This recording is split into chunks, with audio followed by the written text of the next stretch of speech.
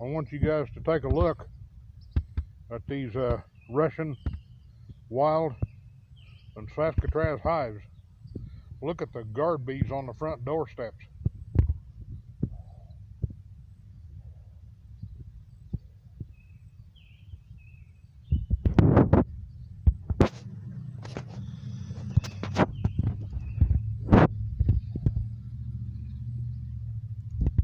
Ain't that something? And both of them are hauling nectar today, and I don't even know where they're hauling it from. They're not going to get it from my jar here because I'm watching them. They are in the white bucket. There's sugar water. In the clear jar there is nectar, hummingbird nectar, and they use it like crazy. But today they ain't getting her there.